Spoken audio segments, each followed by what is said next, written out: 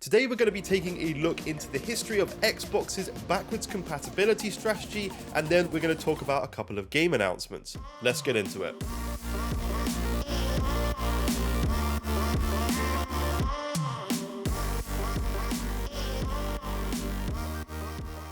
What is up, guys? I know it's been a little while since I've done an Xbox video. I've really missed doing it. I've had a lot going on in this last year and things seem to be calming down a little bit. So we're going to get back to the weekly videos, or a few videos a week if possible. And there is going to be streams on my Xbox Series X coming soon as well, because I'm getting new internet, which means I'll be able to stream games at 1440p, maybe even 4K. So I'm really excited to be doing that. But apologies for the messy hair as well. But anyway, we're going to get into this video. So, when Microsoft ruled out backwards compatibility during Xbox One's launch in 2013, it just seemed like par for the course. At the time, consumers were generally expected to start their gaming collection from scratch whenever a new console came out and hold on to the necessary hardware if they ever wanted to go back and play previous gen titles. Like, for example, not the launch PS3, but later on in the PS3 cycle, they eliminated the PS2 inside of the system, which was causing the PS3 to be so expensive, and you were expected to, if you wanted to go back and play PS2 games, obviously keep your PlayStation 2. Same with the PS4 back to the PS3. There was also a common consensus in the industry that people probably didn't want to play last gen titles, something which Microsoft has since categorically disproved. In an interview with TRG, we spoke with Xbox's Director of Program Management, Jason Ronald, the bearded man himself, about the team's backwards compatibility journey, the challenges they faced along the way, and the importance of game preservation in the future. In 2015, Microsoft rocked E3 with a seismic announcement: backwards compatibility was coming to Xbox One. Fans could look forward to playing Xbox 360 and original Xbox games again, and even use the original disc, play over Xbox Live, and access their old file saves if they'd been uploaded to the cloud. The raucous cheers that erupted throughout Microsoft's theater on that day ultimately solidified one thing: people still wanted to play these older games that were cherished by the gaming community. Jason Ronald, Director of Program Management at Xbox, still remembers those cheers today and how they helped ingravate, or whatever, the team behind Microsoft's ambitious project. When we announced it, it's probably the biggest reaction I've ever seen, said Jason Ronald. I mean, this is fantastic. I remember watching this E3 2015 announcement, and there'll be clips in the background for you guys, so do look out for that. But how did Microsoft overcome the seemingly impossible technical challenges that prevented backwards compatibility on Xbox One? In the first place, Ronald stressed that once again, it was the community that initially inspired the team at Xbox to focus on making backwards compatibility work. We had seen the feedback from the community that backwards compatibility was one of the top requested features to try to add to the Xbox One program, but to be honest, we actually didn't know if it was going to be possible, Ronald explains. If you look at the architecture of an Xbox 360 versus an Xbox One, they're fundamentally different architectures, and we didn't know if we were going to be able to emulate some of these games, or what kind of problems we'd run into. Undeterred by the possibility that the team might hit a dead end, Ronald and a group of colleagues set off on tackling the monumental challenge set before them. We built a small team of some of our top engineers, and we kind of squirreled them away, Ronald recalls. We said, hey, give us a year, let us see if we can actually make this work. And I remember the first time I saw Xbox 360 games running. It was that moment where all of a sudden you believed it was possible.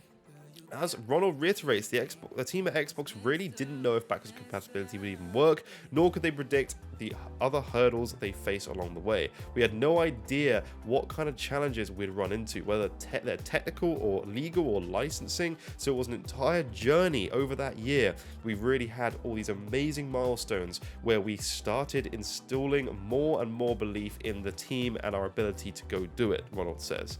So, on to the next section, level up. The team's brief led to a number of innovations that could modernize some backwards compatibility games. All started with the Xbox One X enhancements. Using the additional graphical horsepower of the Xbox One X, Microsoft was able to bring 4K resolutions to 720p games like Red Dead Redemption and various other titles. On the newest Xbox Series X and S generation of consoles, things went even further. Microsoft Microsoft has recently introduced FPS boost and auto HDR, which could double and even quadruple the frame rates of older titles, as well as add a high dynamic range to games that were released before HDR was even invented. Like, guys, think about how insane this is. They're adding HDR to games that those games were released before HDR was even a thing.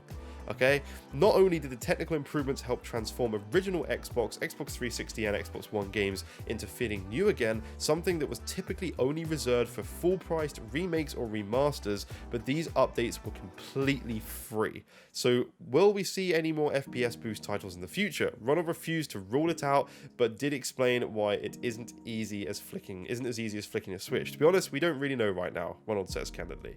One of the challenges that we have on some of the enhancements and the capabilities that we have is that we do all of this with no code changes to the actual original game. So as we identify new techniques of enhancing and optimizing titles, oftentimes we know it won't work on all games, and I think FPS boost is a great example of that. Where we're kind of tricking the game into running at a much higher frame rate. And some games it just works really well, but there have been other games that 99% of the game looks and plays amazing, but then we actually discover a game-breaking bug 80% of the way through or 90% of the way through, says Ronald. And a lot of times we try to come up with solutions and we will see if we can work through those issues, but since we treat it as a black box, we don't have the ability to change the game's code directly. It's one of those challenges, but we're also kind of pushing these games further than they've ever been pushed before, and unfortunately some of the techniques just don't work across all games, which is very understandable. Digging up the past. As in human nature, the success of the backwards compatibility program has ultimately led to one familiar question arising. Why isn't every game backwards compatible on the Xbox Series X and S? Much like FPS boost, it isn't as straightforward as you might think. Ronald admits that part of the challenge was that Microsoft and the video games industry as a whole hadn't really designed games with future generations in mind, which posed a number of unexpected problems. A lot of the games in the original Xbox generation or the Xbox 360 generation at that time, the idea of forward compatibility and thinking about how these games will live on was not part of the DNA of the industry, says Ronald. There would be titles that would be working on and we would get them to technically working stage, but then all of a sudden we'd realize all the different approvals that we would need, whether it's a publisher or developer or a license holder. And that actually created a lot of work and a lot of challenges, Ronald goes on to explain. In some cases, when you think about the consolidation of companies or the IP being purchased, sometimes it's even difficult to figure out who you need approval from.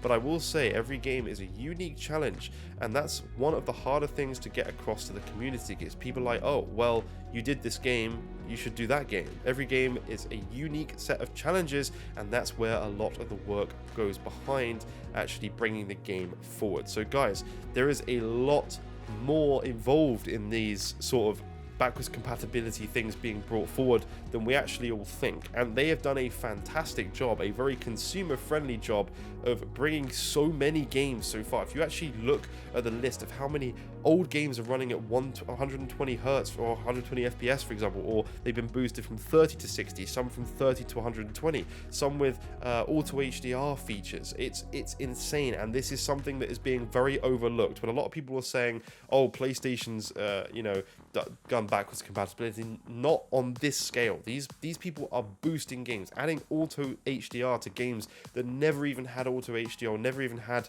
HDR existing at the time of those games being brought out. So I just wanted to kind of dive back into this whole thing that Xbox has been doing, because they really have done a fantastic job of preserving some of these older games, allowing original Xbox games to run on the latest hardware that we're all picking up these days, and it's awesome.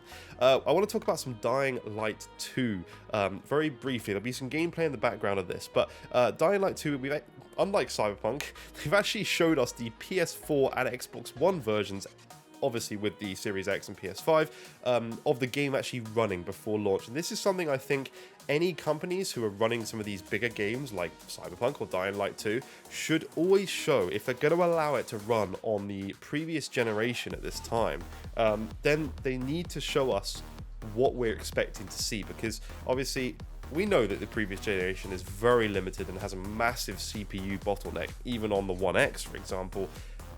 Because of that, you don't know what you're paying for, and if you're going to spend this much money on a brand new game, then ideally, you know, you're gonna want to see it run on these systems first. So I've left some gameplay in the background while I've been talking, but there is also news that we are actually getting 120 FPS on the series consoles. So that is fantastic, and I don't believe that is something that's happening on the PS5. So that's very interesting.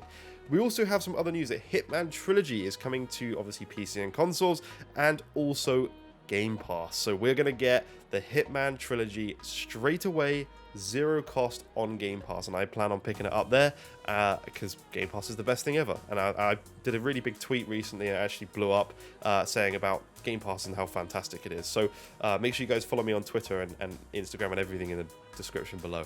But that was pretty much it. So we've got some awesome stuff coming up. I wanted to talk about the backwards compatibility stuff a little bit, so hope you guys enjoyed the video. It was only a shorter one today. I'm getting back into trying to do 2 of these videos a week plus if possible. So yeah, thank you guys. I hope you enjoyed it, and I'll see you in the next one. Bye bye for now.